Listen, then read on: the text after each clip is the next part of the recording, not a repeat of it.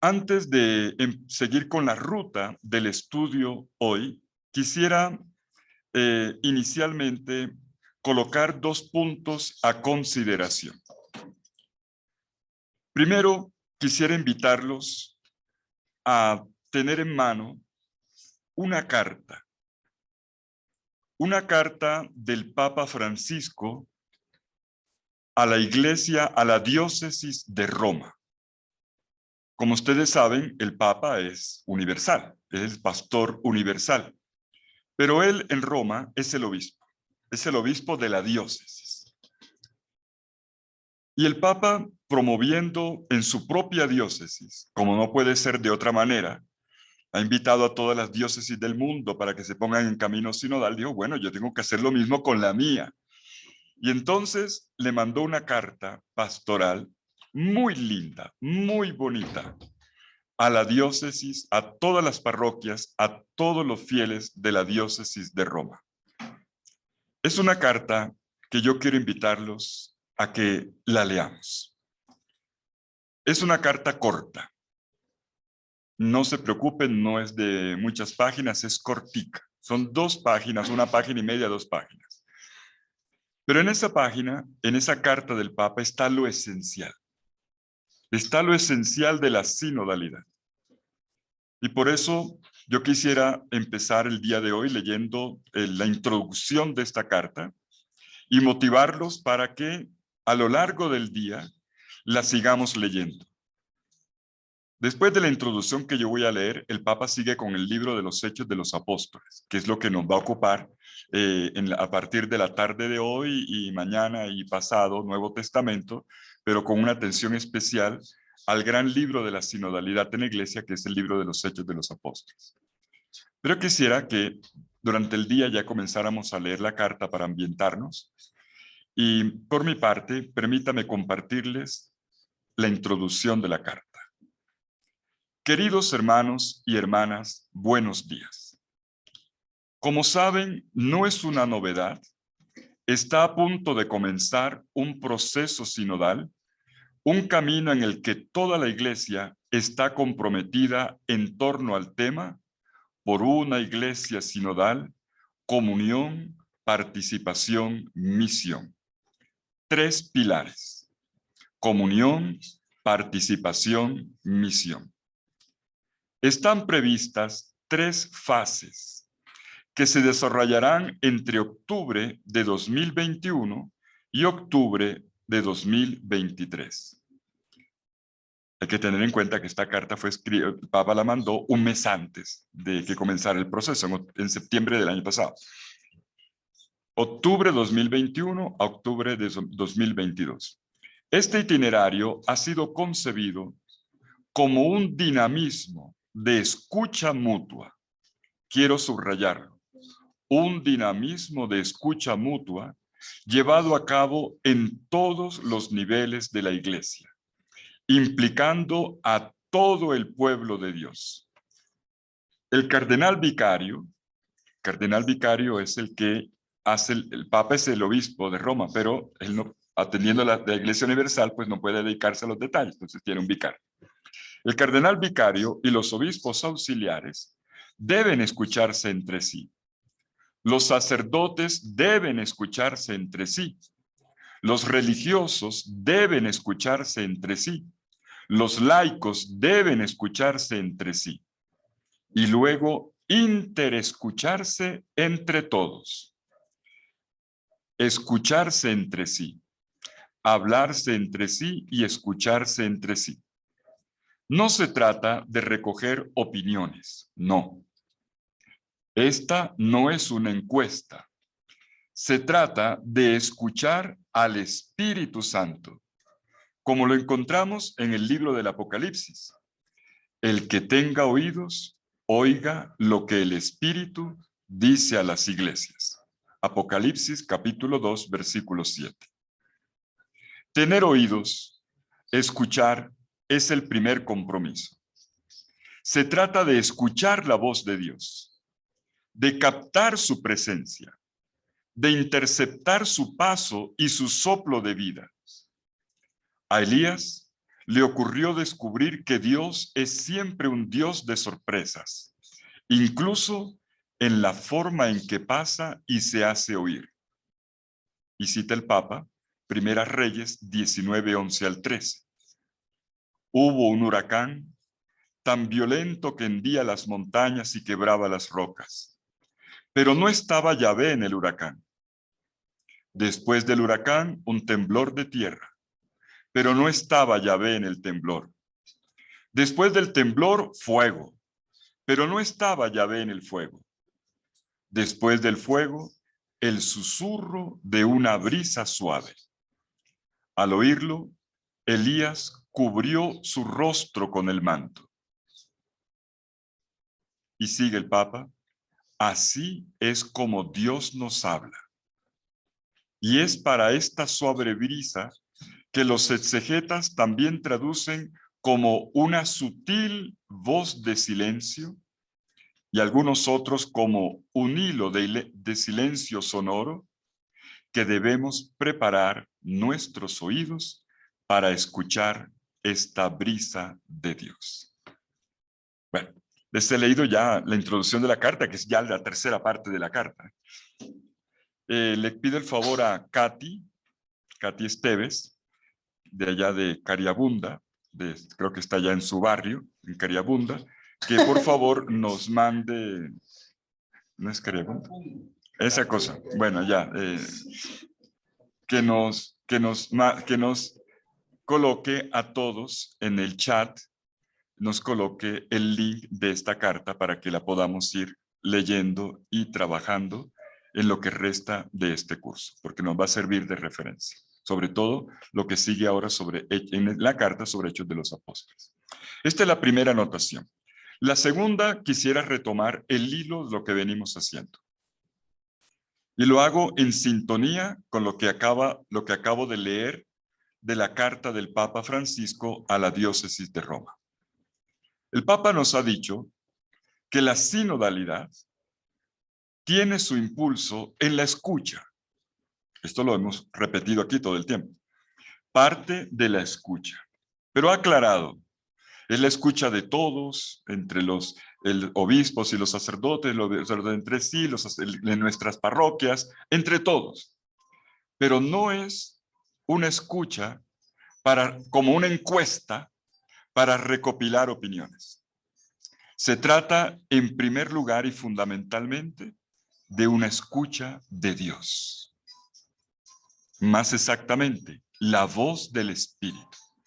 El Espíritu que le habla a las iglesias, como dice el texto del Apocalipsis. Todo comienza con la voz de Dios. Y Dios nos habla de muchas formas. Nos habla en la historia, en los acontecimientos. Hay por ahí un... Ok, no la hagas apagar. De pronto apagando el celular te va mejor. Ah, bueno, disculpen la distracción. Dios nos habla, en primer lugar, en la vida, en la historia. Así lo hizo Dios con el pueblo de Israel. Y lo hizo de manera eminente con la persona de Jesucristo, el Verbo hecho carne, en medio de nuestro mundo. Dios nos habla en la vida, Dios nos habla en la historia, Dios nos habla en el Verbo hecho carne. Pero Dios nos habla también a través de la mediación de los profetas, de los predicadores. Dios nos habla a través de la mediación de la Sagrada Escritura. Todo esto, ¿por qué lo digo? Porque si nosotros queremos escuchar a fondo, interpretar lo que Dios nos está diciendo hoy en la vida, necesitamos de una gramática para poder entender, para poder decir esto es de Dios, esto no es de Dios, para poder afinar con Dios. Y para eso nos ayuda la Sagrada Escritura. Por eso es que es tan importante un curso de Biblia, de Sagrada Escritura y sinodalidad. Vuelvo a argumentarlo como el primer día. Por eso es importante. Porque la Biblia nos da la gramática para aprender a escuchar. Al primero que se escucha es a Dios y junto con Dios escuchamos los gritos. Escuchamos los gritos. Vamos a escuchar con Dios, que nos lleva a pensar con Dios, a sentir con Dios y a actuar con Dios. Escuchar a Dios, escuchar con Dios, nos lleva a pensar con Dios, sentir con Dios, actuar con Dios. Todo el camino del pueblo de Dios, todo el caminar histórico del pueblo de Dios proviene de este manantial, proviene de esta fuente que emana, que es la palabra de Dios que emana en la Escritura y en la vida. Y por eso, aun cuando el tema de la sinodalidad tiene tantos otros aspectos, tantas dimensiones, hemos querido privilegiar en esta semana el estudio, la escucha de la palabra de Dios. ¿Para qué? Para tener la gramática, para entender qué es la sinodalidad, cómo la piensa Dios, cómo piensa Dios a su pueblo, cuál es su proyecto, quiénes jalonan esta sinodalidad, y 3, cómo se actúa esta sinodalidad. ¿Qué, quién o quiénes y cómo? Es el objetivo de nuestro curso.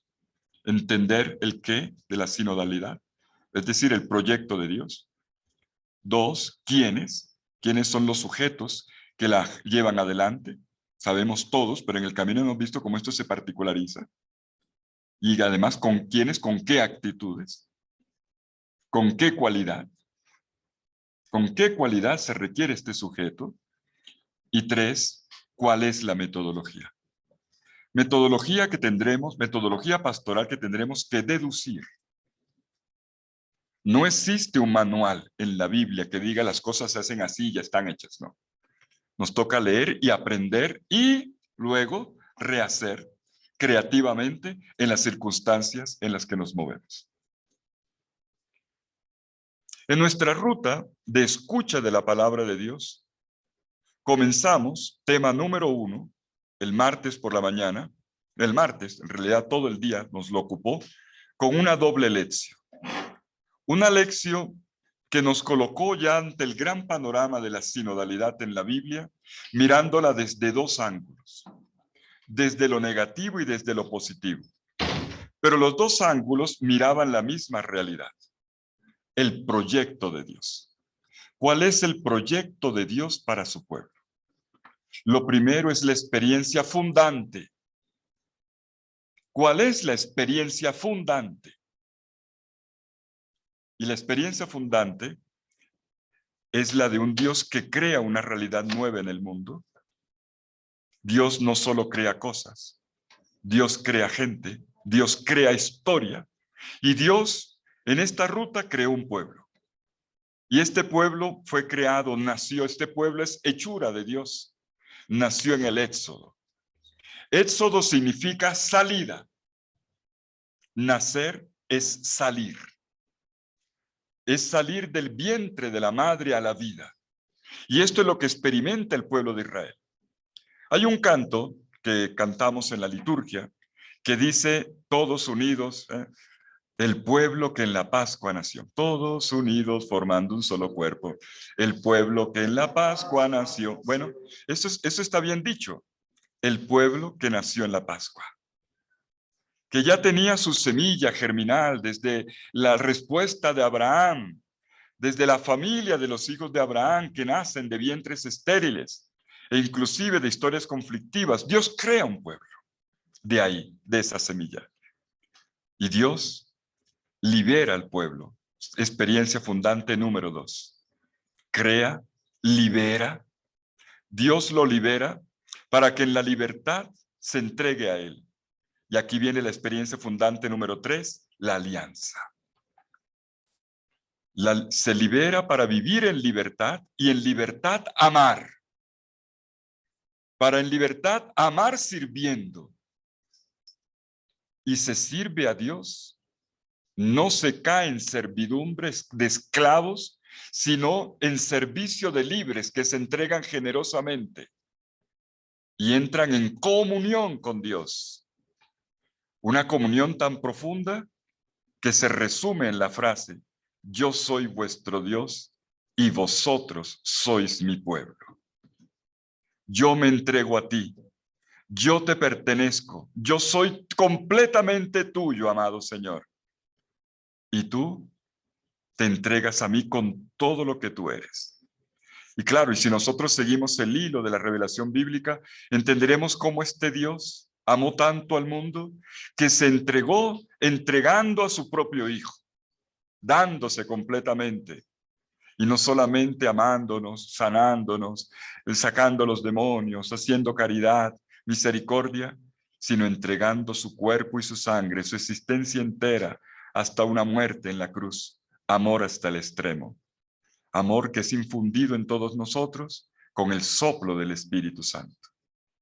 Este es el Dios de la alianza. El Dios narrado en la preciosa historia bíblica que estamos escrutando. Y este punto de partida, entonces, nosotros lo miramos primero en negativo, como en el camino del Éxodo, el pueblo de Israel pasó por situaciones difíciles. Y una de ellas tuvo que ver con lo que pasó aquel día entre los capítulos 16 y 18 del libro de los Números, está narrado, cuando el pueblo estuvo a punto de acabarse. Estuvo a punto de acabarse, cuando Caleb, sus hermanos y 250 más se pusieron en contra de Moisés y de Aarón y dijeron, ¿por qué tenemos que hacerles caso a ustedes? ¿Por qué tenemos que escucharlo a ustedes? Estaban pensando en otro tipo de liderazgo, ahí comenzaba ya a infiltrarse otro tipo de proyectos. Moisés era el intérprete del proyecto de Dios y nada más, por eso se la pasaba en oración, interpretando el proyecto de Dios, no lo que se le ocurría. Y vimos allí cómo se resolvió. Primero, la escucha. Una escucha purificada con el fuego. 2, de poner los bastones, que es el deseo de mandar. Cada jefe de tribu trajo su bastón de mando. Y 3, Dios respondió. Dios respondió haciendo florecer un bastón, que fue el bastón de Aarón. Caminar juntos en sinodalidad es llevar juntos precisamente el bastón, y en el bastón el peso de una flor. Esto nosotros enseguida lo vimos desde la otra cara de la moneda, el proyecto de Dios que es la fraternidad. Miren qué bello, qué dulce habitar los hermanos juntos. El pueblo de Dios es una familia. Y esta familia se está siempre haciendo. Es una familia que se está edificando, construyendo, por eso se habla de un habitar. Y un habitar que apunta hacia la unidad. Todos juntos. Habitar los hermanos en unidad. Kam Yahat. Las imágenes líquidas que veíamos allí, este fluir del ungüento perfumado, de la consagración sacerdotal de todo el pueblo de la alianza, o este fluir del Hermón que baña, que cubre y fecunda un país seco, eran las imágenes más hermosas del pueblo de Dios, que vive la comunión en una consagración a Dios. Por eso es un pueblo liturgo, es un pueblo de alabanza, es un pueblo con los brazos en alto hacia Dios, porque es un pueblo sacerdotal. Y con estos brazos en alto, este pueblo conecta el mundo entero con Dios. Sacerdotalidad es mediación de los gritos del hombre hacia Dios y de la enseñanza y la voz de Dios hacia el pueblo. Pero esa comunión desborda. Por eso la imagen del rocío del Hermón que cubre todo un país. Desborda en misión. El pueblo de Israel es llamado, sí, pero la elección no es una exclusividad. No es que Dios cree un grupito y los demás que se frieguen, no. Los demás, pues de malas, dicen por ahí. No. Este pueblo tiene la misión de expandir la alianza de Dios por el mundo entero. que todo el mundo en la tierra y todas las generaciones de la historia conozcan a Dios y se pongan el anillo con Dios, el anillo del compromiso, de la alianza de amor con Dios, y vivan de la mano, caminen de la mano con Dios. Esa es la misión. La sinodalidad viene de una comunión, pero apunta a una misión. Y esta misión es una gran bendición sobre toda la tierra. Así terminaba el Salmo. Allí Yahvé la bendición dispensa, la vida para siempre.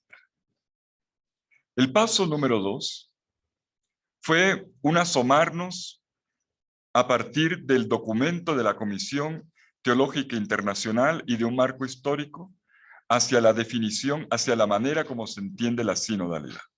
Fue como un paréntesis. El punto número 3 de nuestro programa, al cual le dedicamos el día ayer y que vamos a cerrar ahora, al comienzo de esta mañana, nos llevó a observar procesos sinodales en el Antiguo Testamento. Y tomamos como referencia, para asomarnos al Antiguo Testamento, la experiencia de la alianza de Siquem. El día en que se selló la alianza en Siquem. Todo esto forma parte de un gran cuadro bíblico. Todo el camino empieza con la salida de Egipto y la alianza del Sinaí. Ya ahí está la alianza. Pero cuando ya hacen el camino 40 años y llegan a la tierra, y una vez ya se establecen en la tierra, Josué, el sucesor de Moisés, congrega a todas las tribus de Israel, a los ancianos, a los jueces, dice también a los capataces, bueno, a los líderes del pueblo, y allá en Siquem, en el lugar donde Dios le había hablado a Abraham con la palabra de la promesa, te daré esta tierra, allí se reúnen para confirmar cómo la promesa de Dios se ha cumplido. Ya estamos en la tierra que Dios, Yahvé, le había prometido a nuestro padre Abraham. Aquí estamos. Y entonces renuevan la alianza. Un punto de llegada, decíamos ayer, del camino del Éxodo, y un punto de partida que es el habitar la tierra. Ser pueblo de Dios es habitar la tierra. Habitar la tierra no es crear un estado, políticamente hablando. Habitar la tierra es vivir un proyecto de comunidad. Y por eso profundizábamos ayer en lo propio de esta experiencia de alianza. Vimos los pasos de esta experiencia de la alianza, pero explicando en primer lugar, cómo es la manera como el pueblo expresa su pertenencia a Dios. ¿Cómo se expresa el hecho de que yo le pertenezco a este Dios y de que vivo con Él? Sirviéndolo. Sirviendo a Dios. Yo y mi casa serviremos a Yahvé, dice Josué, y repite el pueblo entero. El texto fue estudiado. Servir al Señor es identificarse con Él. Es dejar de lado cualquier otra manera de entender las relaciones. Servir al Señor es acoger la revelación de su rostro. El servicio es lo contrario de la servidumbre. En Egipto, el faraón se presentaba como un dios, que evidentemente no lo es, pero él se presentaba como un dios y legitimaba toda su autoridad sobre la nación, presentándose como una divinidad. Y él sometía al pueblo, esclavizaba al pueblo, se aprovechaba del pueblo para sus intereses. Y lo que el pueblo hacía por el faraón no era un servicio, era una servidumbre. Porque un servicio es la esclavitud. Un servicio oneroso donde la persona es enajenada, abusada en sus derechos, en su dignidad. Eso no es servir, eso es servirse del otro. Cuando se llega a la tierra, entendemos que ahora estamos en otro ambiente, en las antípodas de esta experiencia. No la servidumbre, sino el servicio. Porque Dios no es el faraón. Dios no somete, Dios libera. Dios no pide, Dios da. Dios no somete, Dios promueve, Dios rescata, Dios incluye. Y si Dios es así, servir a Dios es servir a la manera de Dios a los hermanos. La norma por excelencia de la alianza es el servicio. Un servicio a Dios que se expresa en la liturgia. La liturgia siempre renueva la pertenencia a Dios. La entrega de corazón y confiada en las manos de Dios. Por cierto, esto no lo había dicho, pero lo quiero decir ahora, es una nota de pie de página. La palabra liturgia en griego significa servicio. Significa servicio. La palabra liturgia significa servicio. La liturgia es el servicio a Dios por cuanto es entrega a Dios. Pero este servicio tiene una dimensión horizontal porque el entregarse a Dios implica el entregarse a los hermanos con generosidad desde el amor que se vive desde la libertad. Pues bien, esto fue lo que subrayamos en el día de ayer. Vimos los detalles, pero he dicho lo esencial con la asamblea de Siquem. Pero dimos un segundo paso en nuestro abordaje del Antiguo Testamento y vimos algo que pasó. Punto 3.2, 3.1 la asamblea de Siquem, 3.2. Vimos nosotros lo que vuelve a ocurrir en Siquem años después. Después de la asamblea de Siquem, no había en Israel una organización, digamos, que uniera todo el país de una forma unificada, de una forma, digamos, con una institución única, tipo un estado o una monarquía. ¿Cómo vivió el pueblo su luna de miel? El pueblo vivió su luna de miel escuchando la palabra del Señor, dejándose dirigir por él, viniendo al santuario. El primer santuario se lo colocan en Silo.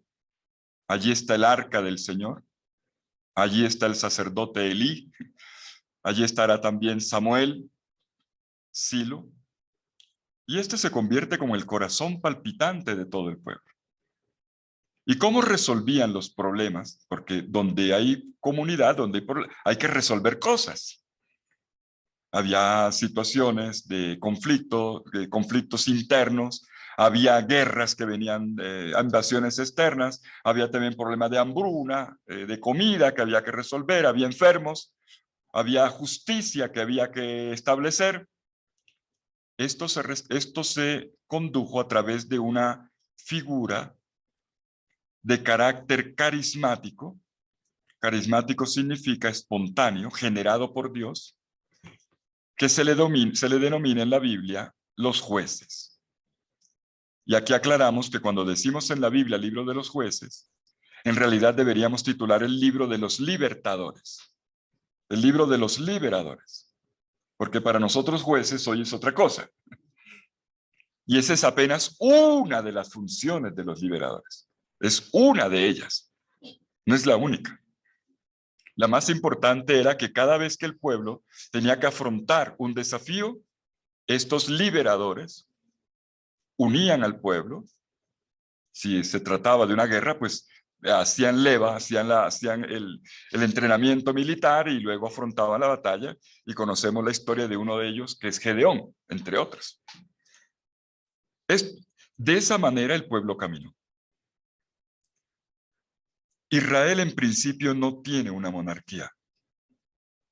No tiene una monarquía porque no es un pueblo como los demás pueblos. Por eso no tiene que copiar las instituciones ya aprendidas en la historia de la civilización. Se movían de una forma más carismática, podemos decir así.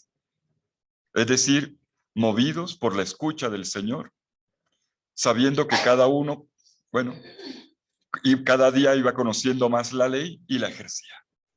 Y cuando había problemas, pues estaba esta institución temporal, provisoria, llamada los liberadores. Y vimos ayer cómo aparece en el camino un caballero llamado Abimelech, hijo de uno de los liberadores más famosos de la historia bíblica, que se llama Gedeón, uno de sus hijos, uno de sus 70 hijos, a quien le entra el gusanito del poder. No es una persona con el don carismático, no tenía carisma, lo que tenía era ambición. No era, como su papá, una persona llamada por Dios. Tampoco tenía rectas intenciones.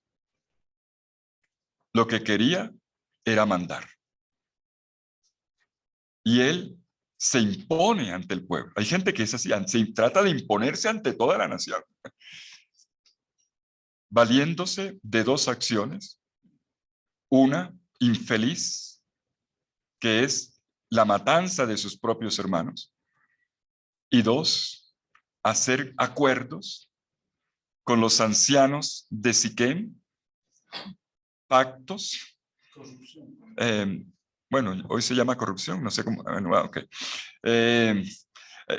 Hacía acuerdos con los ancianos a los cuales se gana su favor para que lo coronen y para que lo aprueben. Pero de medio había intenciones familiares, a los ancianos también les interesaba el tema, es decir, esto contamina. Este tipo de cosas contamina. Y como ocurre siempre en la Biblia, Dios interviene. El día de la coronación en Siquem, se sube a la montaña el hermanito menor de Abimelech, el último hijo de Gedeón, Jotam, se sube a la montaña, al monte Garitzim, y desde lo alto lanza el grito. Y el grito es una denuncia hecha a través de un cuento. Bonita esa manera como hace la denuncia. Les voy a contar un cuento, una fábula. ¿Sabían ustedes que había en el bosque, los árboles dijeron, ¿qué tal si tenemos un rey? Y entonces fueron donde el olivo, y el olivo dijo, nada, yo voy a dejar de hacer aceite, no, yo no tengo tiempo. Fueron donde el higo, y el higo dijo, no, yo que hago estas brevas tan dulces y tan ricas, no. Y van donde la vid, y dice, yo voy a dejar de hacer el vino y las uvas tan sabrosas que son, no. Y llegan donde la zarza, donde el espino, y el espino dijo, sí, con mucho gusto. El que menos tenía que dar, el de los espinos, claro. ¿Qué significa abrazar un espino?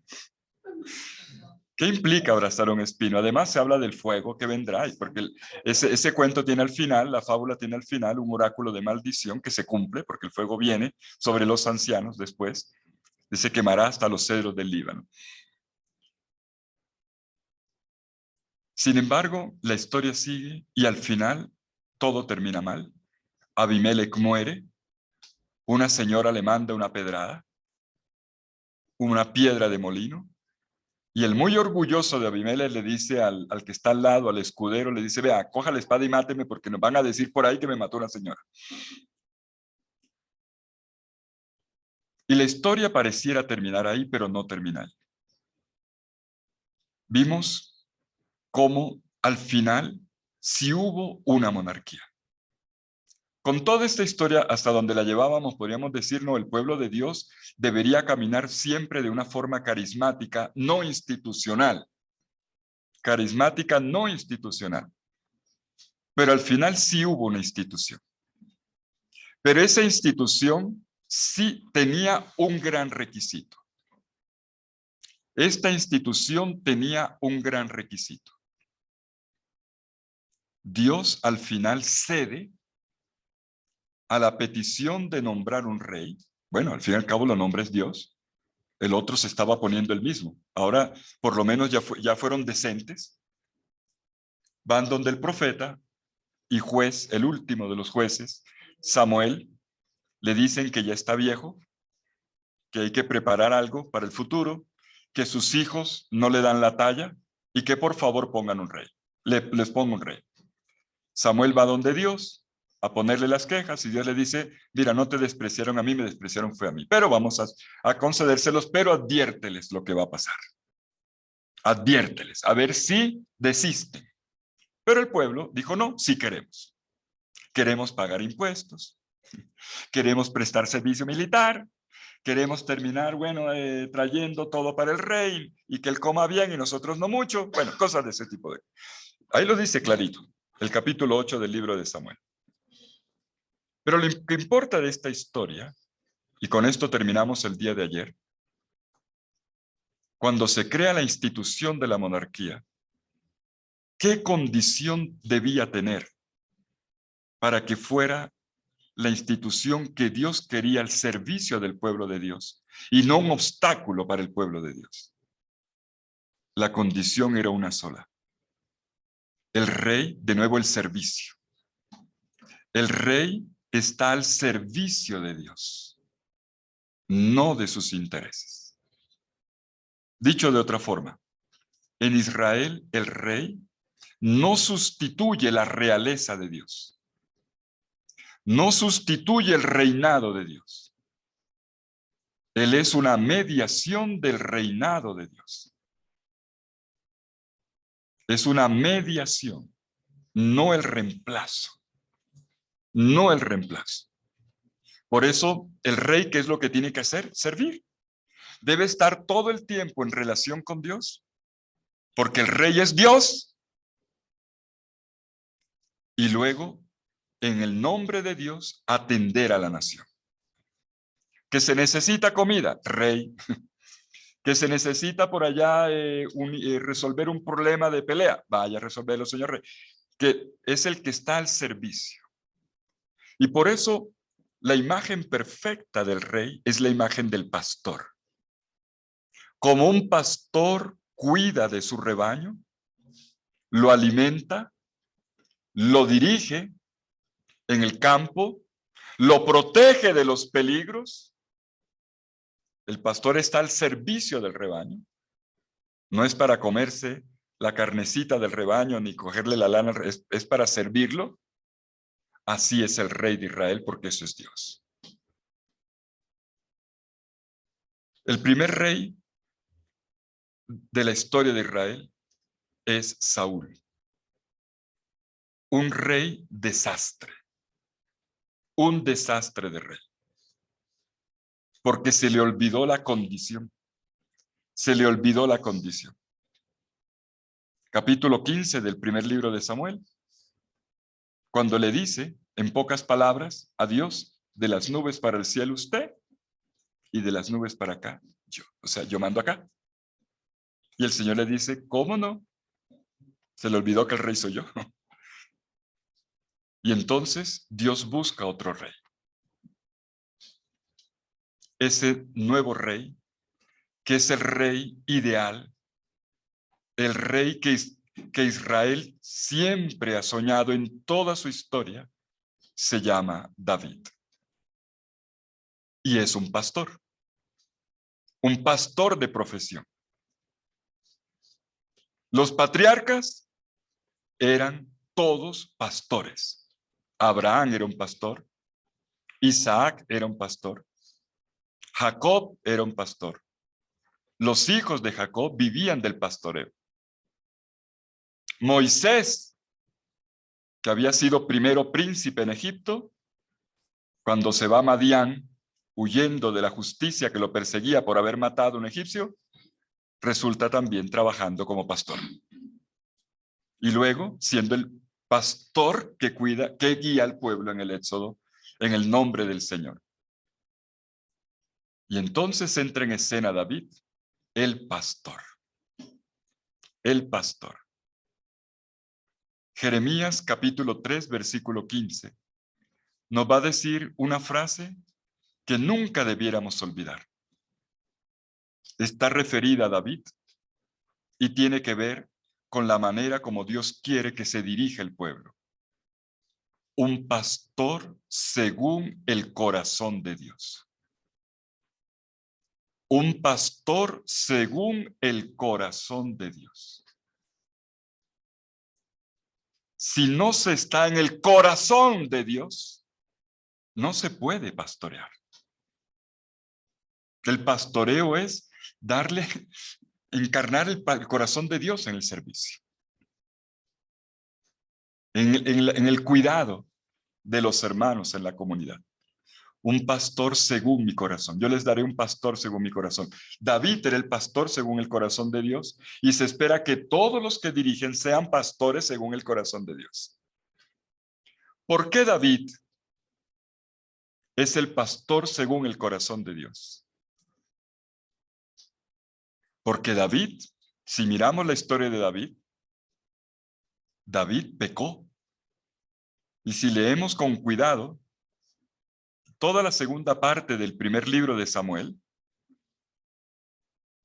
del capítulo 16 al capítulo 30 del primer libro de Samuel, y los primeros capítulos, los primeros 11 capítulos del segundo libro de Samuel, ustedes han leído la Biblia, lea la Biblia, lea la Biblia. Se van a dar cuenta que David santo no era. Es un hombre de Dios, pero tuvo unas cuantas metidas de pata. Pero Dios no abandona a sus elegidos. Es de las cosas, cuando yo leo esas páginas, a mí me estremece mucho. David metiendo las patas, pero Dios nunca le faltó a la fidelidad. Cuando Dios llama a alguien, no lo suelta. No lo suelta. Dios no suelta al que elige. Hasta que David, ¡pum!, se estrella. Capítulo 11 del segundo libro de Samuel, el pecado con Betsabé. Además no es un pecado, son dos pecados. Uno, el pecado del adulterio, y dos, el asesinato. Él trata de hacer como los gaticos, de echarle tierrita a aquello para que nadie se entere, y entonces se las ingenió para que Urías, el esposo de Betsabé, fuera de primero en la batalla y obviamente muriera, y entonces como que todo quedara ahí y trapar. Pero todo sale, todo al final se sabe. Todo al final se sabe. Y de hecho se supo, y Dios manda al profeta Natán al palacio del rey, capítulo 12 del segundo libro de Samuel. Y el profeta Natán le cuenta a David una historia. De nuevo una historia. Las denuncias se hacen con historia, a ver si entiende. Son parábolas, en realidad. Ya las formas primeras de la parábola. A ver, no es que esto no es un cuento, esto tiene que ver conmigo. Oiga, rey, le voy a contar una cosa que pasó. Cuénteme, a ver, caballero, cuénteme. Resulta que un hombre rico tenía muchas ovejas en propiedades y al lado de su finca vivía un hombre pobre. Tan pobre, solo tenía una ovejita, la cuidaba. Y un día le vino una visita al hombre rico. Y este hombre rico mandó matar la oveja, la única ovejita del vecino, para atender la visita. Y entonces el rey David da un salto en la silla y dice: ese hombre debe morir. Y entonces el profeta Natán estira el dedo y le dice: ese hombre eres tú. Yo siempre, cuando trabajamos el tema de la lección divina, yo siempre digo, esto es la lección divina. Porque la gente cuando hace cursos bíblicos, no ustedes, pero hay gente que cuando hace cursos bíblicos, o lee la Biblia, o dice, ay, esto está bueno para mi tía, esto está bueno para un curso, esto está bueno para yo no sé quién, o para la predicación. No, no, no. Ese hombre eres tú. Yo quiero hablar es contigo. Esa es la lección divina. Dios que me hable en primera persona. ¿Qué es lo que me dice la palabra? Eso es. No que dice solamente es el primer paso, que me dice. Y luego qué me hace decir y qué me invita a vivir. Y David tenía dos alternativas.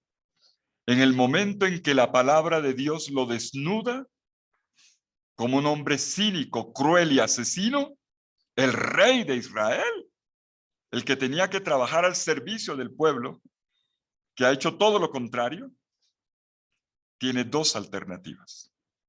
Una, comportarse como los otros reyes del mundo.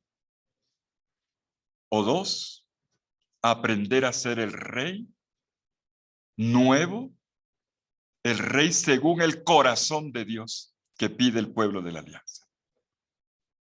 Rey según el mundo era sencillamente responder, yo soy el rey y qué. Él podía haber respondido así. Un faraón habría respondido así. Porque según las costumbres del Oriente Antiguo, un rey tenía derecho a todo. Perdónenme lo que estoy diciendo, yo no quiero escandalizar a nadie aquí. Tenía derecho, un rey por ser rey tenía derecho a todo. Él estaba por encima de la ley. Él era el que promulgaba la ley y estaba por encima de la ley. Y además tenía derecho a todo. Si él iba por la calle y veía algo que le gustaba, lo podía tomar.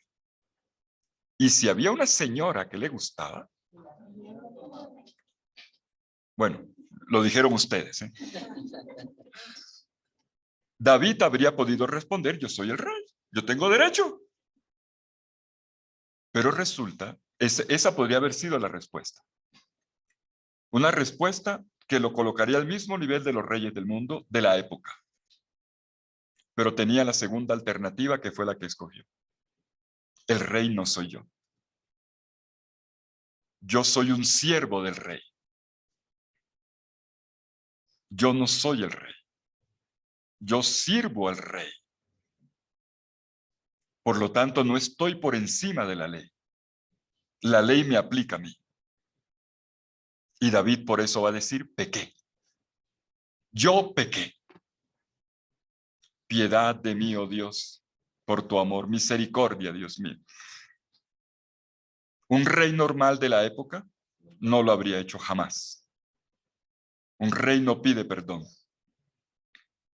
David pidió perdón, porque reconoció que el verdadero rey era Dios y que había faltado a la ley de Dios y que había roto con Dios y que al romper él, que era el signo de comunión en el pueblo de la alianza con Dios, estaba también llevando a romper al pueblo entero. David se quita la corona, bueno, es una manera de decir, cae al suelo, llora en presencia del profeta, pide perdón, hace ayuno y comenzará a partir de ahí un nuevo rey. Un rey según el corazón de Dios. Y a David lo recordaremos por los salmos. No es que todos los salmos sean de David, bueno, ese es otro tema. Aquí tuvimos un curso sobre salmos y eso ya lo explicamos. La relación entre David y los salmos. Pero en los textos dice de David muchos de ellos. David será recordado como un rey liturgo. El rey que compone salmos. El rey que compone oraciones. ¿Por qué? Porque el servicio comienza en la liturgia. Señores y señoras y señoritas, la sinodalidad es el servicio del pueblo de Dios que brota de una fuente que se lanza en oración hasta lo alto como una fuente. ¿Han visto las fuentes? Y luego cae y desborda y riega en servicio todo el entorno. Eso es David, el rey liturgo, el rey que en el templo le canta a Dios, que delante del arca le danza a Dios. Un rey que sabrá llorar cuando su hijo Absalón le ponga problemas. Ese es el líder o el pastor, mejor, la palabra líder yo la estoy evitando porque líder está tan de moda la palabra liderazgo que me suena tan mundana. Prefiero pastoreo. Pastoreo. Este es el pastor según el corazón de Dios. Y terminemos nuestro abordaje pasando ahora al punto 3.3. 3.3 y lo vamos a titular así. Cuando la crisis toca fondo. Quiero decir con esto, como ya reaccionó alguno de ustedes cuando comenzábamos este curso, cuando dijo, padre, esto no es fácil. ¿Qué tal que lo fuera? ¿Qué tal que lo fuera? Porque así ni valdría la pena. Lograr llevar a cabo este proyecto de pueblo de Dios costó muchas lágrimas. Eso es lo que quiero decir. Costó aprendizajes a partir de los fracasos. Ya te doy la palabra, Francisco. Costó lágrimas, como decimos hoy, estrellones, para poder entender qué significaba caminar como pueblo de Dios. Y por eso quiero proponerles ahora, de nuevo, otra vez, cuando la crisis toca fondo, ¿qué se requiere? Se requiere de pastoreo, pero quiero hablar de eso. Y lo quiero hacer ya para cerrar el Antiguo Testamento, deteniéndome en otro momento de la historia de Israel, que es el tiempo en el que se van a ir para el exilio. Una de las crisis más fuertes, más dolorosas, más crueles de toda la historia de Israel, el exilio a Babilonia. Porque es la señal, entre comillas, de un fracaso como pueblo de Dios. Si hubieran sido el pueblo de Dios que Dios les pedía que fueran, no habría pasado eso. Pero no lo lograban. Y sin embargo, la experiencia dolorosa del exilio a Babilonia será otra vez el punto de partida para reconstruir la nación y entender qué significa ser pueblo de Dios. Francisco pidió la palabra. Sí, tengo una inquietud. O sea que en conclusión todo el mensaje sinodal me está mostrando que todo el proceso pedagógico de Dios de sacar al pueblo a su pueblo elegido para que sea su propio pueblo, su mandato, como que la purificación de este pueblo llegó a su punto. La palabra poder faraónico estaba transmitido a los otros pueblos religiosos a donde iba a fundar su pueblo. Como que esta imagen cruza por la mente de Israel como algo que tiene que tomarlo como con más poder, porque le va a brindar muchas riquezas y poder. Entonces, como que hay una línea en que la palabra rey, si ellos no vienen, entonces ya Dios hay que mirarlo como rey, sino que Dios da esa imagen, porque es la imagen que tiene metida aquí Israel, porque los que mandan dioses en la tierra son reyes. Entonces, sacar ese faraón de la mente es todo el proceso de caída que tiene Israel, que va teniendo muchos reyes y lo que le provoca todo un fracaso que se llama exilio. O sea, he renunciado a Dios por querer dominar al mundo. Bien, es un comentario que está haciendo Francisco. No le hago más comentarios y creo que estoy de acuerdo contigo. Gracias. Bien, entonces 3.3, cuando la crisis toca fondo, el pueblo de Dios requiere de pastoreo.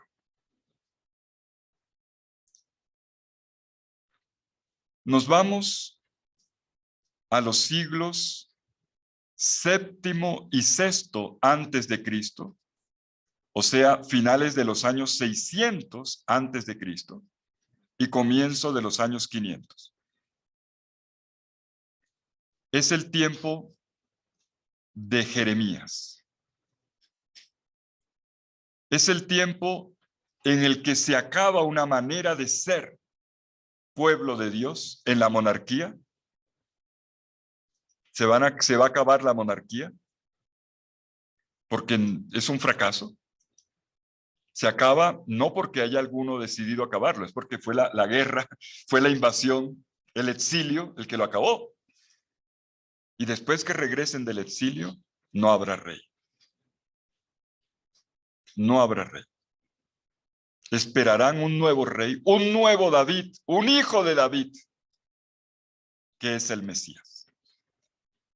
Quiero detenerme entonces en este momento crucial, en el que se acaba, estamos hablando, sinodalidad es ser pueblo de Dios. ¿Cómo en Israel se acaba una manera de ser pueblo de Dios? En torno a una institución sostenida, soportada por una institución llamada la monarquía, a la cual ya le hicimos el comentario. Y aquí comienza un giro importante.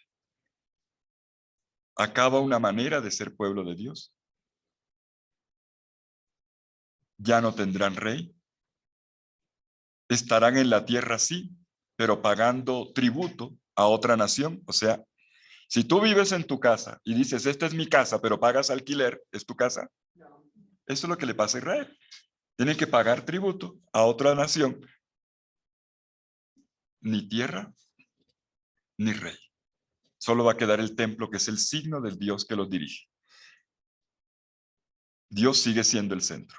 Y entre tanto se dispara una esperanza hacia algo nuevo. Atención, aquí sale como una flecha hacia el futuro. Vendrá otra manera de ser pueblo de Dios.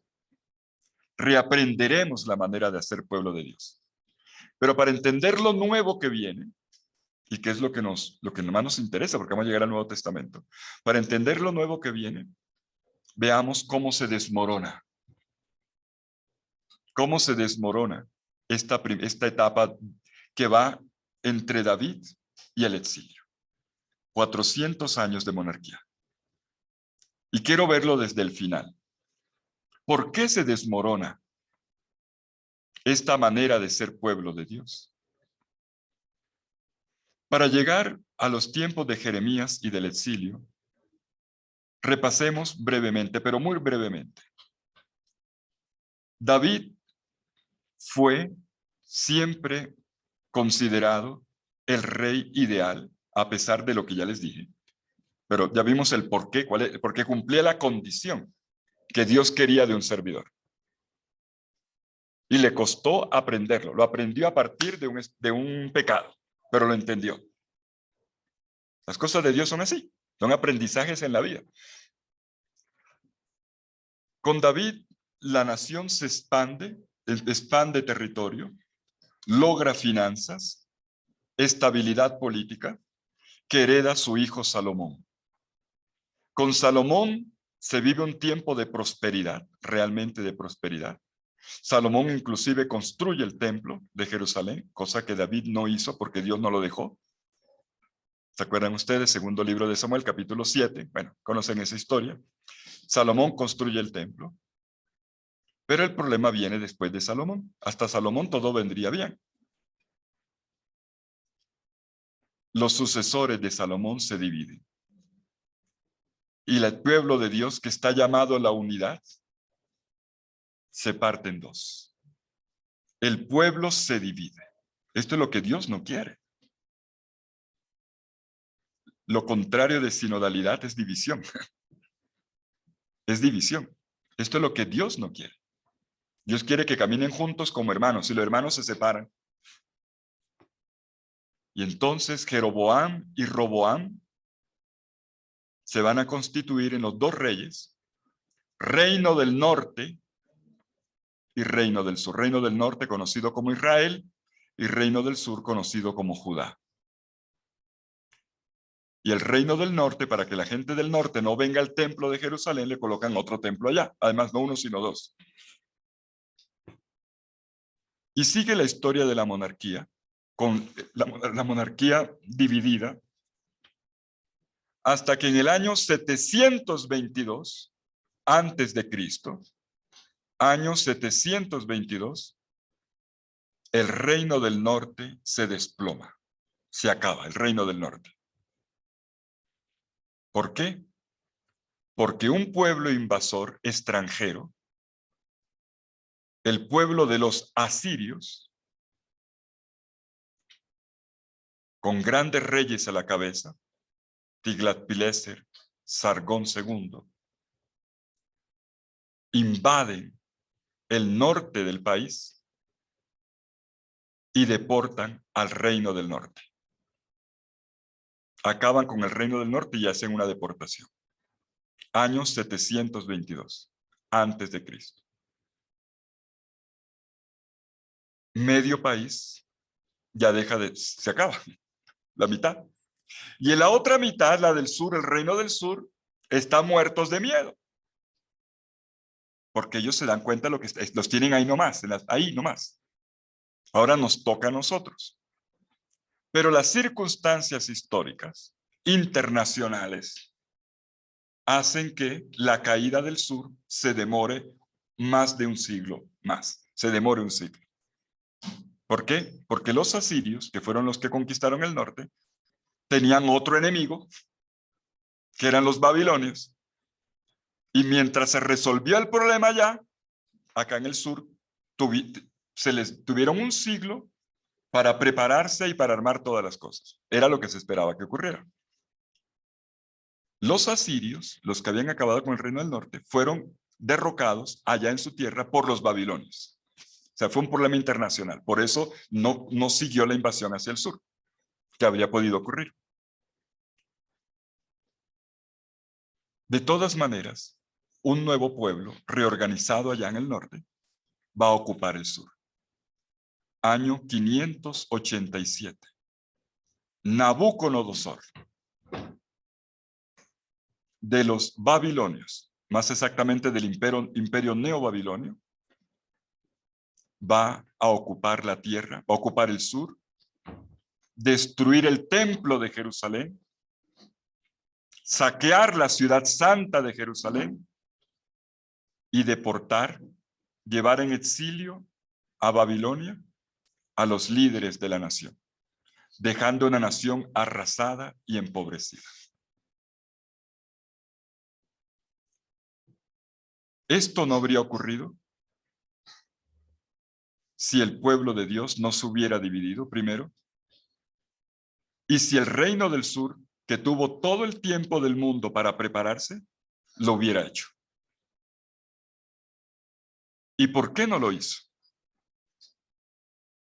Sabiendo lo que ya le había pasado al norte, ¿por qué el sur no se preparó? Porque estaban de pelea entre ellos. Como dicen, voy a decirlo, perdonen, es una clase de Biblia muy seria, pero de vez en cuando algún dicho, lo voy a decir porque los cogieron con los calzones abajo. Ya, todo el mundo entendió.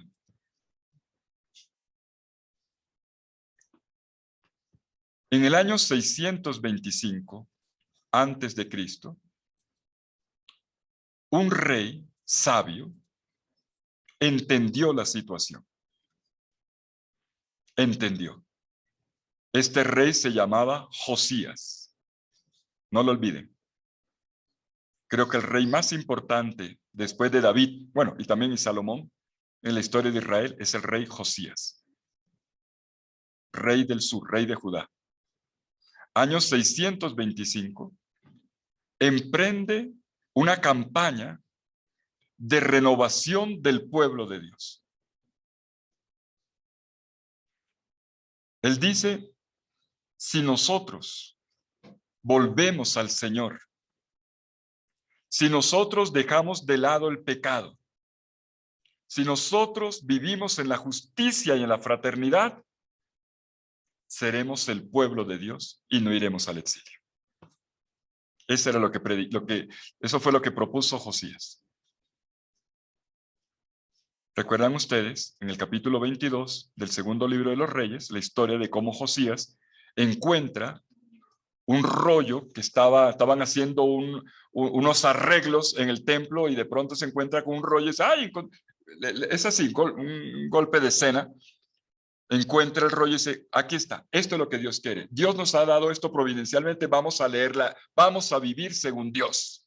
Aquí está la ley, la famosa ley que llamamos deuteronomista, la ley del Deuteronomio. La encuentra Josías. Josías volvió a la condición, ¿se acuerdan la condición? Vivir según el corazón de Dios. Vivir según el corazón de Dios. Es una renovación al mismo tiempo espiritual, al mismo tiempo social, al mismo tiempo política, al mismo tiempo económica, porque la ley tocaba todo. La ley tocaba todas las dimensiones de la vida, pero por supuesto desde el proyecto de Dios. Desde el proyecto de Dios. Y Josías empezó bien, comenzó a hacer su campaña de renovación del pueblo de Dios. Esto necesita que volvamos a Dios. ¿Y saben quién lo acompañó? ¿Quién fue su aliado? El profeta Jeremías. Jeremías aparece en la escena bíblica a propósito de la reforma de Josías, porque se entusiasma y dice, sí, la cosa es por ahí. Pero ocurre algo terrible. Muere Josías, es más, lo matan, muere en una guerra, lo mata el faraón Necao en la llanura de Esdrelón, cerca de Megiddo, muere infelizmente y no alcanza a terminar la reforma. ¿Qué pasa cuando las reformas no se han terminado de implantar? Que hay retrocesos. Cuando no se han hecho los procesos completos, se corre el riesgo de los retrocesos. Y esto es lo que le ocurre a Israel en este momento. Con Josías, en torno al año 625 hubo una luz, pero esa luz se apaga.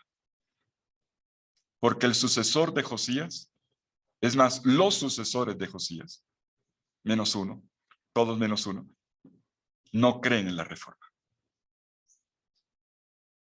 No creen en la reforma. Todo el pueblo ya estaba, la reforma estaba aquí, y estos no creen en la reforma. Y esto va a generar, claro, porque esto implicaba renuncias a ciertas cosas. Vivir según Dios implica cambiar algunos chips. Y ellos estaban en otra cosa. De nuevo el gusanito que ya vimos con Abinela, que vimos con los otros, está ahí. Está ahí. La mundanidad está ahí. Y esto decepciona a gran parte del pueblo. A unos les gusta, a otros no. El pueblo se divide. Porque no todo el mundo había terminado de asimilar. Pero el más decepcionado es Jeremías. Y el profeta Jeremías pasa a la oposición. Después de ser aliado del rey Josías en la reforma del pueblo, se va a la oposición. Claro, se vuelve crítico. Y cuando una persona se vuelve crítica, ¿qué le pasa? La persigue. Jeremías venía de una familia sacerdotal. Por lo tanto, conocía el sacerdocio por dentro. Y él sabía que en el mundo sacerdotal, cuando digo sacerdotal, por favor, no vayan a pensar en los sacerdotes de hoy. Estamos hablando de los sacerdotes del Antiguo Testamento y en aquella época, que es otra cosa, es otra institución, por favor. Jeremías conocía los problemas que había en el mundo sacerdotal, porque él era uno de ellos.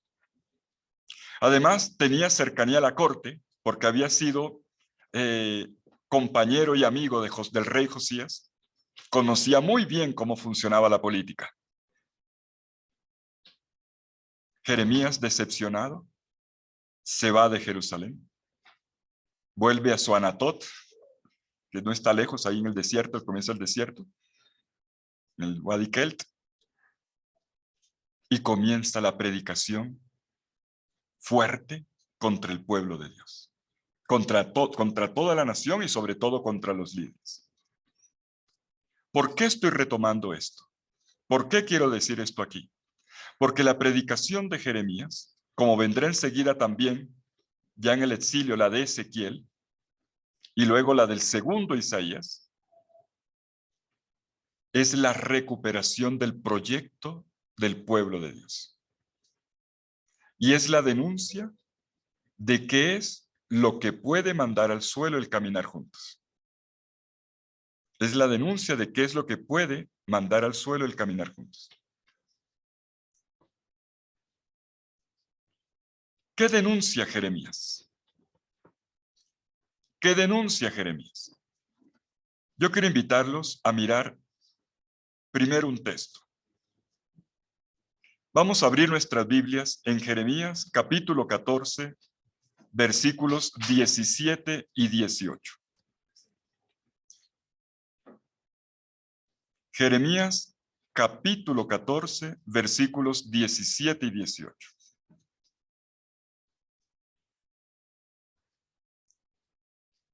Dicho en pocas palabras, lo que ha ocurrido es que el pueblo ha roto la alianza, porque no vive según Dios, al servicio de Dios, del proyecto de Dios. Pero esto está recogido con imágenes que retratan la decadencia de un pueblo que se llama de Dios, pero que se aparta de Dios. Un pueblo que se llama de Dios, pero que no camina con Dios. Les dirás esto. A ver, Jeremías 14, 17 y 18. Les dirás esto. Derramen lágrimas mis ojos, noche y día sin cesar, que está rota en gran ruina la doncella, hija de mi pueblo. Un golpe dolorosísimo. La doncella es el pueblo de Dios. Se ha roto el proyecto del pueblo de Dios. Están desmoronando el proyecto pueblo de Dios. Aquí ya está la ruptura que se va a seguir dañando y dañando y dañando. Una imagen que luego se va a retomar con el jarro, el cacharro, que se rompe para hacerlo de nuevo. Si salgo al campo, miren la foto que hace, la foto de la realidad que hace Jeremías. Esta es una mirada profética con los ojos de Dios. Si salgo al campo, muertos a espada. ¿Cuántos muertos me toca contar?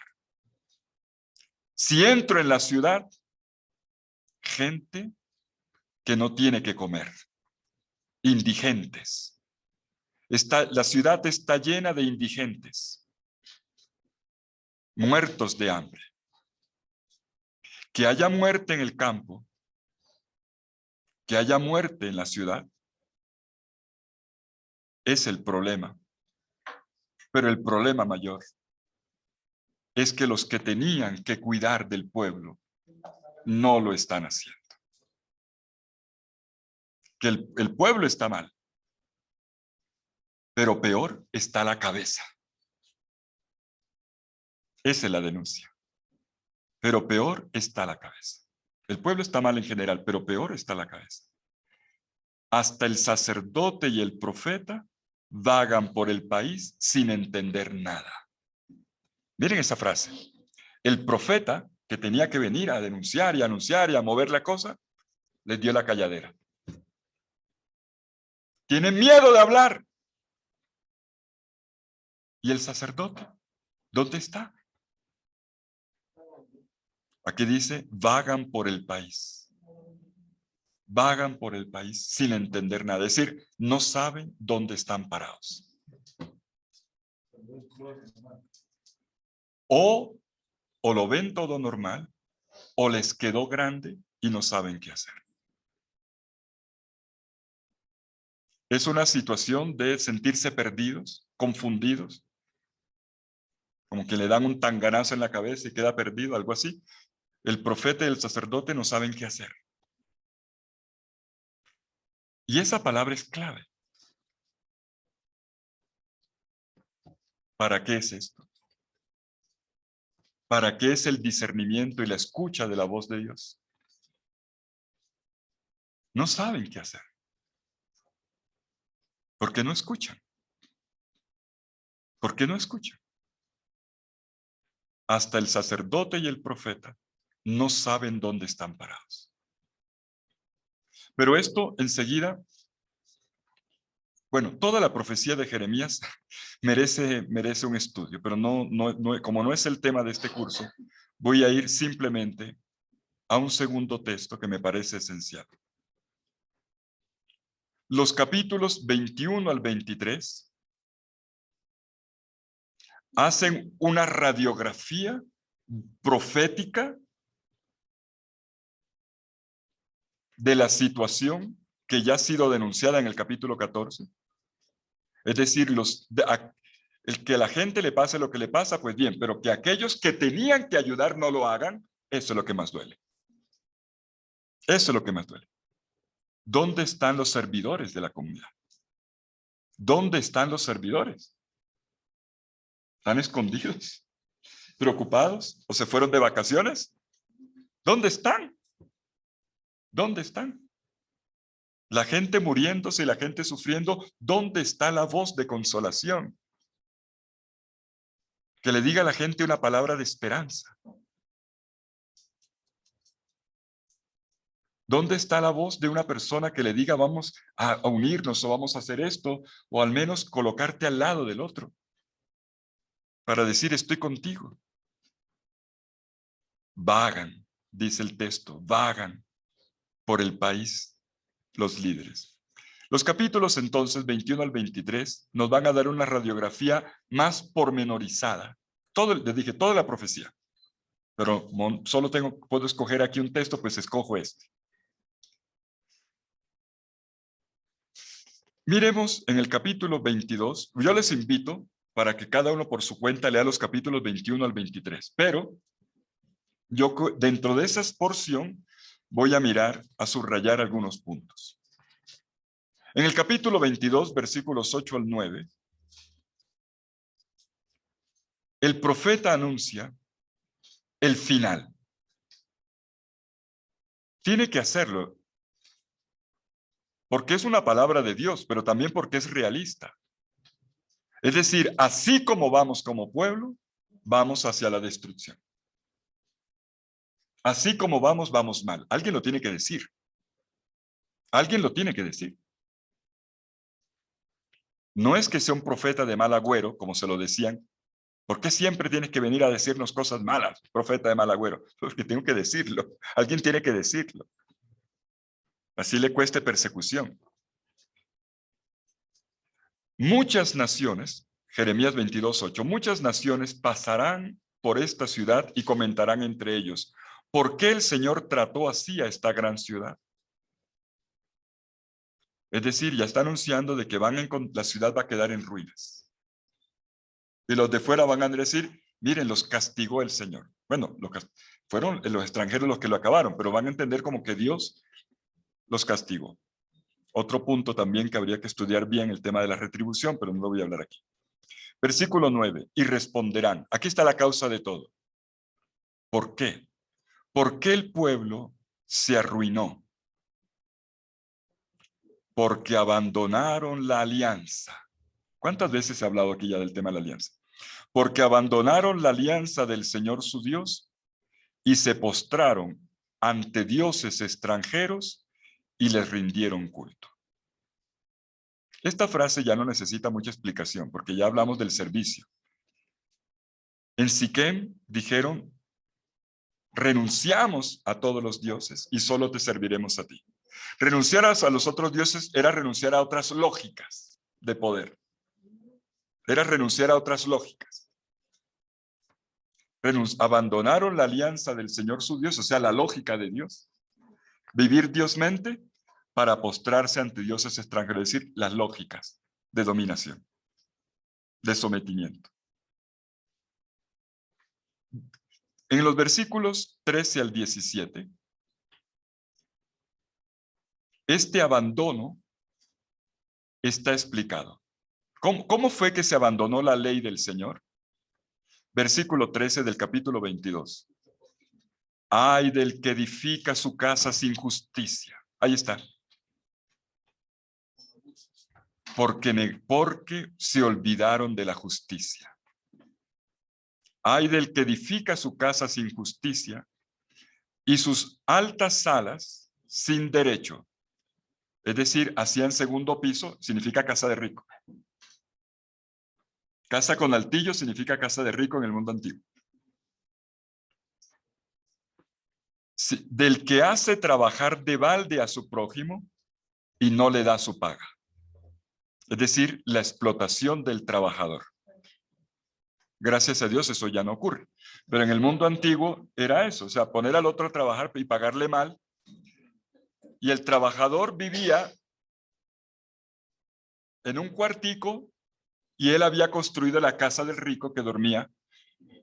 Es decir, esto no es justicia. Por lo menos que tenga algo más decente, o por lo menos páguele, o páguele lo que merece. Eso es lo que lo dice el texto, yo simplemente estoy leyendo. Del que dice, me construiré una gran casa. Por supuesto, ¿esta casa de quiénes son? ¿La casa de todo el mundo? No. La casa de los dirigentes. Son las casas de los dirigentes. Me construiré una gran casa con amplios salones y le abre ventanas y le pone artesonado, o sea, el cielo raso, de cedro, la mejor madera, y la pinta de rojo. El rojo es el color de los reyes. ¿Es que te crees rey porque compites en cedros? Si tu padre comía y bebía, era porque ejercía el derecho y la justicia. Por eso le iba bien. ¿Se acuerdan? David, cuando se ejerce el derecho, las cosas funcionan. Tú ahora quieres vivir en prosperidad, pero sin justicia. Los otros tuvieron prosperidad, pero porque tenían justicia. Hacía, versículo 16, está hablando del antepasado David, hacía justicia al pobre y al mísero. Se preocupaba del pobre y del miserable. Por eso le iba bien. ¿No es eso reconocerme, oráculo del Señor? Pero tú no tienes ojos ni corazón. O sea, no piensas con Dios, no sientes con Dios, no obras con Dios. No tienes ojos ni corazón, sino para tu lucro, para tu ganancia, para derramar sangre inocente, para oprimir y para atropellar, para pasar por encima de los demás. Creo que son palabras suficientes para entender. Nos encontramos aquí ante un retrato de la irresponsabilidad social de los dirigentes, de la irresponsabilidad. Han abandonado sus funciones y han caído en el abuso del poder. No captan la situación. ¿Por qué? Porque viven en su burbuja. Porque viven en su burbuja, en su cuarto, en su casa de cedro de Líbano y de pintada de rojo. Pero no ignora lo que pasa afuera. No sabe lo que pasa realmente. Es una crisis de la dirigencia y del que representa al pueblo. ¿Cuáles son entonces las necesidades que tenían que atender los animadores del pueblo de Dios, que eran los reyes, los sacerdotes y los profetas? ¿Qué era lo que tenían que atender? Tenían que atender tres cosas. Uno, la justicia. 2, la fidelidad, que va de la mano de la justicia, la fidelidad a Dios. Y 3, la identidad. Recordar que tienen una identidad como pueblo. En el capítulo 22, versículo 3, esta necesidad está expresada. Capítulo 22, versículo 3 de Jeremías. Esto dice el Señor: ejerzan el derecho y la justicia. Libren o liberen al despojado de la mano del explotador. De aquel que le están quitando su casita o sus cosas, libérenlo de la mano del explotador. No opriman ni hagan violencia al extranjero. Este es otro tema. No solamente es un abuso entre los hermanos del mismo pueblo, sino que venían extranjeros buscando trabajo, porque en sus países pues no tenían oportunidad y trataban a las patadas al extranjero. Ese vienes a robar. Ese vienes a quitarnos el trabajo. Ese viene con otras costumbres. No opriman ni hagan violencia al extranjero, al huérfano y a la viuda. Es decir, aquellos que no tienen quien responda por ellos. En un tiempo en que no existían los pasaportes ni las embajadas, un extranjero era una persona sin nadie que lo cuidara.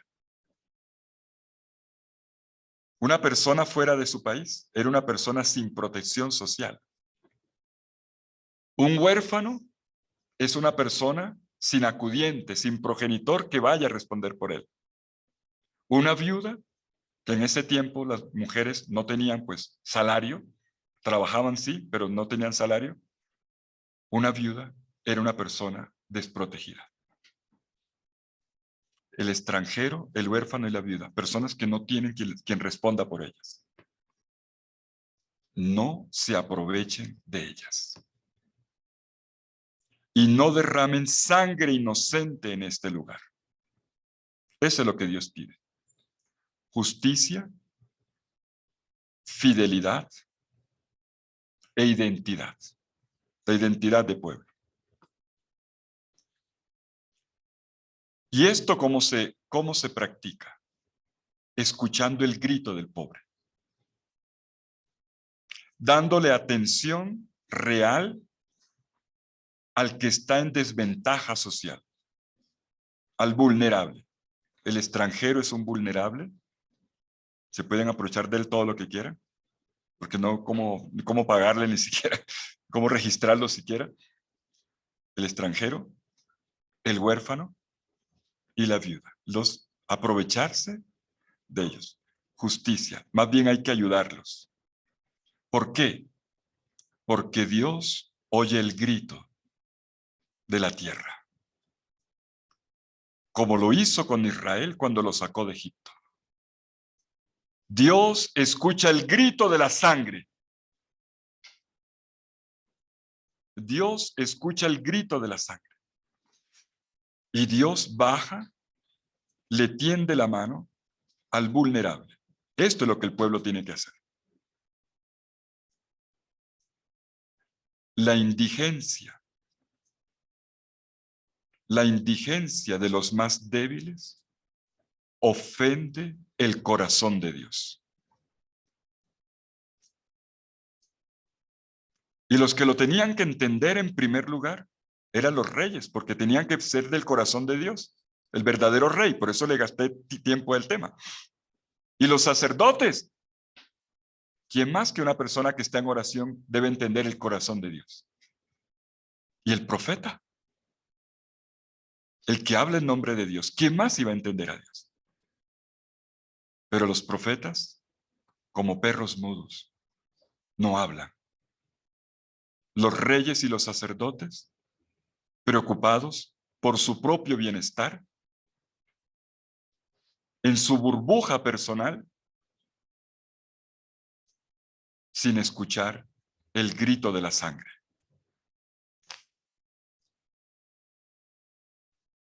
Esto es muy importante en el proyecto Pueblo de Dios.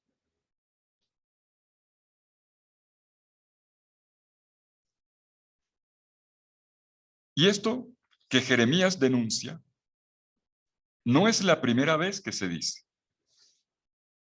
Ya llevaban 3 siglos diciendo lo mismo los profetas. En el siglo VIII, Amós y Oseas. En el siglo VII, Isaías, el que llamamos el primer Isaías, los primeros 39 capítulos de Isaías. Todos ellos ya le habían hablado fuerte al pueblo para decirles, señores, volvamos al proyecto de pueblo de Dios. Ese es un profeta. El profeta es el que le dice, vea, volvamos a la experiencia fundante, volvamos a la cartilla. Volvamos, ese es un profeta. Profeta no es simplemente el que anuncia y denuncia. Esa es una caricatura de profeta. Yo ya lo he dicho varias veces. Cuando yo se pregunto en algunos cursos, no ustedes, porque son personas muy inteligentes y muy bien formadas, ¿qué es un profeta? El que anuncia y denuncia. Ay, no, eso no es un profeta. ¿Quién le enseñó eso? No, profeta es mucho más que eso. Un profeta es mucho más que eso. El profeta es el que ayuda a volver a lo fundante. Cuando el pueblo se aparta, lo trae a lo fundante. Y desde ahí el profeta es un intérprete de la historia que abre caminos. Es uno que abre caminos.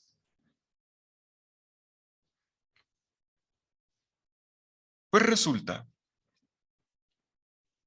que había un comodín, llamémoslo así, un comodín, que hacía que la gente tuviera tranquilidad, un tranquilizador de conciencia. Había un tranquilizador de conciencia. ¿Saben cuál era ese tranquilizador de conciencia? Se llamaba la liturgia. En la época, quiero decir. La gente pensaba que con venir al templo a ofrecer el sacrificio, estamos en el Antiguo Testamento, venían con la ovejita o venían con las maticas o la palomita o la plata, la echaban en el tesoro o sacrificaban el animal, yo ya cumplí. Yo ya cumplí. Pero era cumplimiento.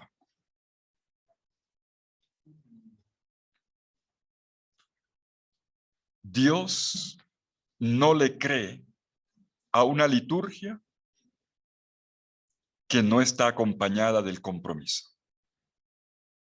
Dios no le cree a un culto que se ha vuelto falso por la hipocresía. Y esto era lo que decían los profetas. No es que Dios sea contrario a la liturgia. Al contrario, Él quiere, ese es el servicio. Pero, es el primer servicio. Pero, ¿qué ocurre? La gente venía, no, Señor, yo ya te traje la cosa, pero volvían a la casa, le pagaban mal al trabajador, o le pegaban a la mujer, o peleaba con el vecino, y decía, entonces, ¿qué hicimos? Si yo celebro la liturgia, pero sigo siendo el mismo canalla de siempre, ¿yo qué he hecho? Liturgia sin conversión es doble pecado. Liturgia sin conversión es doble pecado. Con el pecado que ya tenía y además con el mentirle a Dios, porque es hipocresía. Si la liturgia no me cambia la vida, yo no he hecho una verdadera liturgia. La he falseado. Y el pueblo cayó en eso. Venga, cumpla la liturgia, cumpla los ritos, pero la gente seguía igual. Permítame que les muestre algunos textos que seguramente ustedes ya conocen, pero quiero que los leamos en este momento porque los van a estremecer. Y son palabra de Dios. Esto es lo que había dicho antes que Jeremías, Amós. Amós en el capítulo 2 versículos 6 al 7 dice, 6 al 8, perdón. Jeremías 2, 6 al 8. Amós 2, 6 al 8. Así dice el Señor. Por 3 delitos de Israel y por 4 no le perdonaré. ¿Por qué? Por haber vendido al justo por dinero y al pobre a cambio de un par de sandalias. Pisotean sobre el polvo de la tierra la cabeza de los débiles. Son violentos, aprovechados de la gente, aprovechados. Y retuercen el camino de los indigentes. Hijo y padre van a la misma muchacha para profanar mi santo nombre. O sea, aquí es por todos lados el pecado. Se acuestan con ropas tomadas en prenda junto a cualquier altar y beben el vino de condenados en la casa de su Dios. Miren otra profecía. Isaías capítulo 1, versículos 13 al 15. Isaías 1, 13 al 15. Dios, que en el templo, Dios está en el santuario y ve cómo le traen la procesión de ofrendas y la gente contenta porque le trae cosas al Señor. Y miren lo que el Señor les dice. Miren lo que el Señor les dice. No traigan más ofrendas vanas. Yo no quiero esas ofrendas. Abomino el humo del incienso. Aquí echándome incienso. Abomino el humo del incienso, de los novilunios, sábados y llamados a la asamblea. No soporto iniquidad y reunión solemne. Mi alma aborrece vuestros novilunios y solemnidades. Me resultan una carga. Estoy cansado de soportarlos. Cuando elevan sus manos, me tapo los ojos para no verlos. Impresionante eso. Cuando levanta las manos, yo me tapo los ojos para no verlos. Cuando multiplican sus plegarias, además, liturgia, entre más decían, entre más rezaban, parece que más oraban, era más bonito. No. Multiplican sus plegarias, no las quiero escuchar. ¿Por qué? Porque sus manos están llenas de sangre. Levantan las manos, pero están puercas. ¿Qué es? ¿Cuál es el servicio que Dios quiere? ¿Cuál es el culto que Dios quiere? La conversión. Y por eso no les sorprenda que cuando hablamos de sinodalidad, hablamos de conversión. Sin conversión, esto es un cambio de un maquillaje. Sin conversión, esto se quedaría en un maquillaje. Conversión. Conversión. Pues Jeremías, les he recordado lo que decíamos, lo que decía el primer Isaías, pero Jeremías es lo que está diciendo en el capítulo 23. Y se lo dice al rey Joaquín, el rey incapaz de asomarse a la ventana para ver toda la cantidad de indigentes que había en la ciudad y para hacer algo. Y los sacerdotes preocupados por echarle más incienso al turiferario y no se daban cuenta de la gente que estaba ahí con hambre. Y los profetas mirando para arriba a ver qué se les ocurría, pero sin mirar la realidad y denunciarla. O con miedo de hablar para que no les pasara lo que le pasó a Jeremías. Y alguno que otro profeta falso que venía diciendo cosas que no eran, inventando cosas. Esa es la mala dirección del pueblo de Dios que toca fondo. Miren, para que nos vayamos a merendar, quedan 2 minutos, a tomar la media mañana. Aquí cada país tiene su lenguaje. Bueno, Jeremías 2:8. Me salgo un momento del capítulo 23 y vamos al capítulo 2, versículo 8. Miren, el problema son los sacerdotes. Ya dije, el problema no es que no solo el pueblo está mal, pero lo peor es que las cabezas del pueblo estén como están. Los reyes, los sacerdotes y los profetas. Capítulo 2, versículo 8. Ni siquiera los sacerdotes preguntaron, ¿dónde está el Señor? Es la gran pregunta, ¿dónde está Dios? Dios lo tenían ahí en la nariz, en el pobre, y no lo miraban. No preguntan, ¿dónde está el Señor? Tampoco los guardianes de la ley me conocieron. Los pastores se rebelaron contra mí y los profetas profetizaron por Baal, yendo tras lo que nada vale. En el capítulo 10, versículo 21, dice, pues los pastores, atención, los pastores de Israel, se han vuelto estúpidos y no buscan al Señor. Por eso no razonan y todo su rebaño se ha dispersado. En lugar de unir, se le están yendo los fieles, se le están yendo de la comunidad. Miren la denuncia. Gracias a Dios eso ya no ocurre. Pero esa es la denuncia, ¿no? En serio, estamos hablando del Antiguo Testamento. Capítulo 12, versículo 10. Muchos pastores entraron a saco en mi viña, hollaron mi heredad, hicieron de mi posesión predilecta un desierto desolado. ¿Qué está diciendo? Vinieron fue a hacer plata, no a trabajar por la comunidad. Jeremías 12:10. Pues yo no lo quiero leer en voz alta porque, bueno, los que vinieron fue a aprovecharse, a sacar plata y no a servir. Pero si quieren más todavía, volvamos al capítulo 23. Espero que no les indigeste la media mañana ahora con esto que voy a leer. Las figuras públicas de la comunidad, los representantes de la comunidad, han caído en una conducta inmoral. Y atención que inmoral no significa siempre moral sexual, también es inmoralidad social. Y en lugar de traer bendición, traen maldición a la comunidad. Es lo que dice Jeremías. Capítulo 23, versículo 10. Pues de adúlteros está lleno el país, porque por una maldición está de duelo la tierra, se han secado los oasis del desierto, corren tras la maldad, su fortaleza no tiene fundamento. Hasta el profeta y el sacerdote son impíos. Increíble. O sea, no tienen fe. Se presentan como hombres de les falta. De eso como que les falta. Incluso en mi templo encontré su perversión. Hasta en el mismo templo cometen pecados. Pero más duro lo que le dice a los profetas. Miren el versículo 15. Miren lo que le dice a los profetas. Por eso así dice el Señor de los ejércitos acerca de los profetas. Yo les daré a comer ajenjo.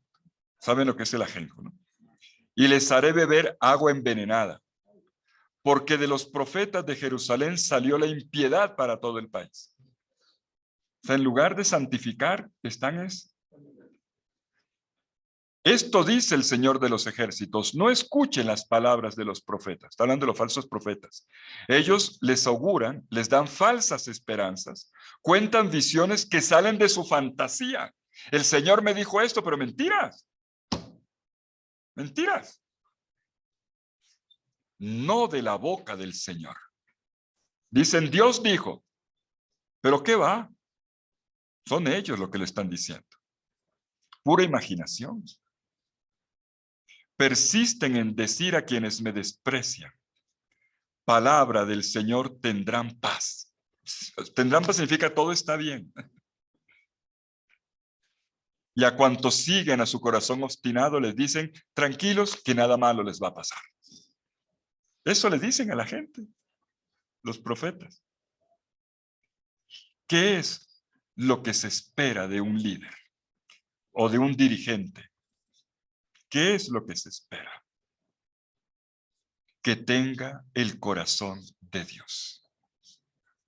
Que tenga el corazón de Dios.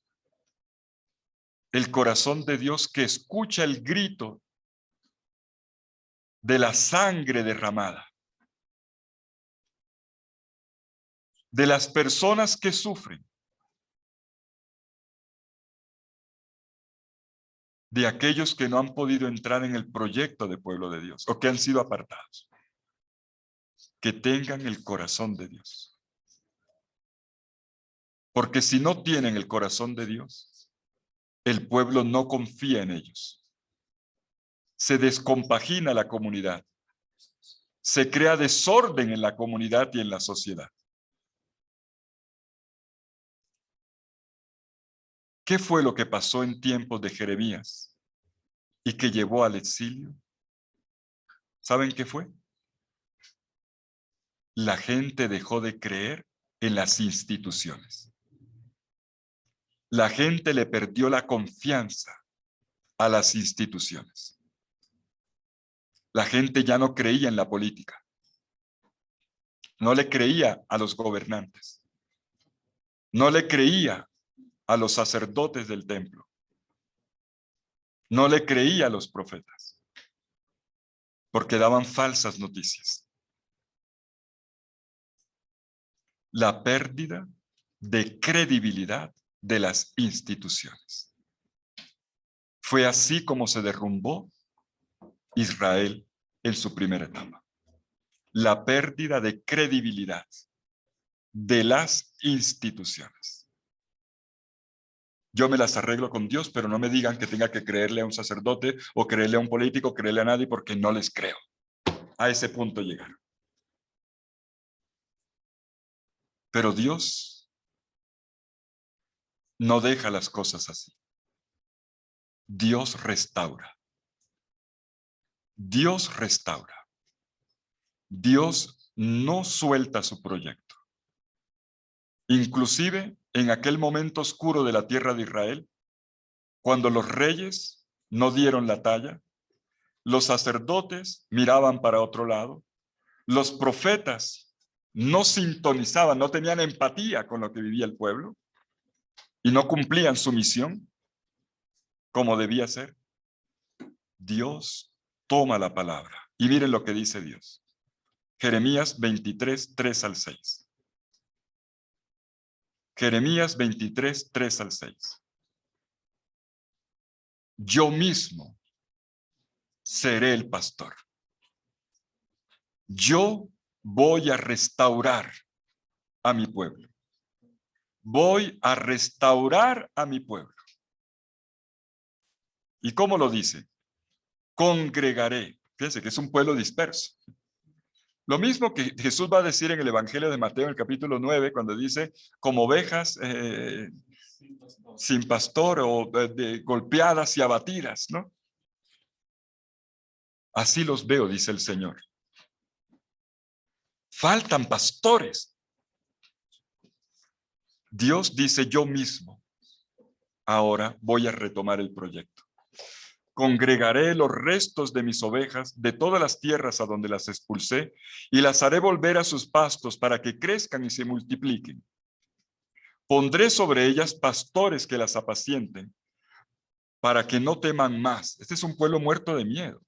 Para que no tengan más miedo, ni se espanten, ni les falte ninguna oráculo del Señor. Versículo 5. Y entonces anuncia el gran pastor, el Mesías.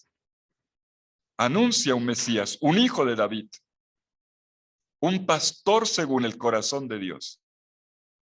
Miren que vienen días, oráculo del Señor, en que suscitaré a David un brote justo, que rija como rey y sea prudente, o sea sabio, y ejerza el derecho y la justicia en la tierra. Aquí está el vástago de David, el retoño de David, un Mesías.